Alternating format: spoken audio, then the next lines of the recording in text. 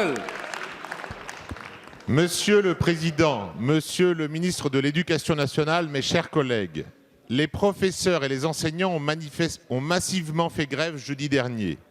Aujourd'hui encore, dans une moindre mesure, certains continuent de protester contre une réforme des retraites qui leur apparaît injuste. À tort ou à raison, ils craignent une baisse des pensions que l'on estime de l'ordre de 15 à 30%. Vous comprenez bien, et nous comprenons tous ici qu'ils sont inquiets, à raison. Vous avez récemment rappelé avec force votre engagement à ce qu'aucune pension ne diminue et nous en prenons acte. Mais vous savez bien que le problème est plus profond. Depuis le début de la mandature, le groupe du Mouvement démocrate vous soutient dans votre travail et dans les réformes que vous menez, comme nous soutenons tous les efforts budgétaires consentis pour augmenter le traitement de nos professeurs. Traitement particulièrement faible si on le compare aux pays voisins. Vous savez mieux que personne que la question de la revalorisation salariale est le cœur du sujet. Et de fait, beaucoup d'actions ont déjà été entreprises à votre initiative. Aujourd'hui, il nous faut cependant aller plus loin dans cet engagement. Les primes annoncées ne représentent que 4% du salaire des enseignants de maternelle, 9% en moyenne contre 22% pour le reste de la fonction publique.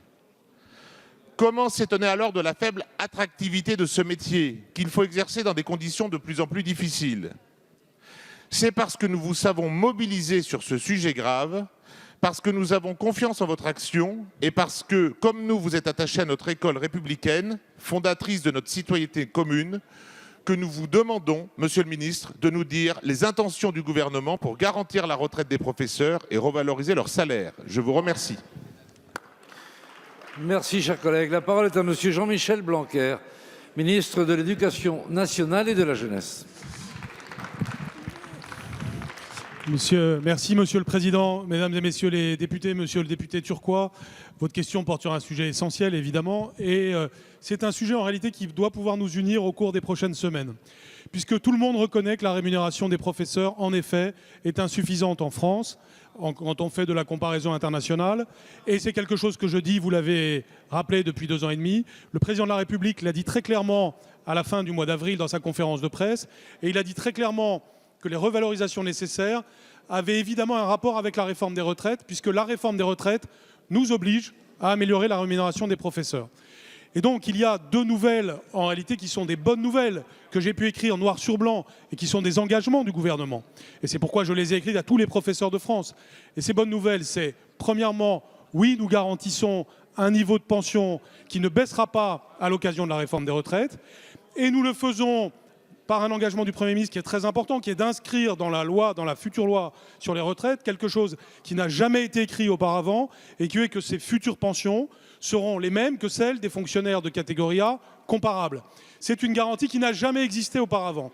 Et donc c'est la garantie que les retraites des professeurs qui aujourd'hui sont d'assez bonne qualité resteront à ce niveau de qualité. Et pour arriver à ce résultat, eh bien, nous allons avoir une politique d'augmentation des rémunérations, comme nous nous y étions engagés, planifiée, sur plusieurs années, dans des termes que nous discutons avec les organisations syndicales. Depuis le mois d'octobre, nous organisons des réunions régulières pour préparer cela. Nous avons fait un observatoire des rémunérations pour avoir une idée claire de la structure des rémunérations, des rattrapages à faire qui seront plus importants pour les premières moitiés de carrière que pour les deuxièmes moitiés de carrière. Or, c'est justement eux qui sont concernés par la réforme des retraites. Donc on fait d'une pierre 2 coups, garantir le niveau des retraites et améliorer les rémunérations, notamment pour ceux qui en ont le plus besoin. Je vous remercie.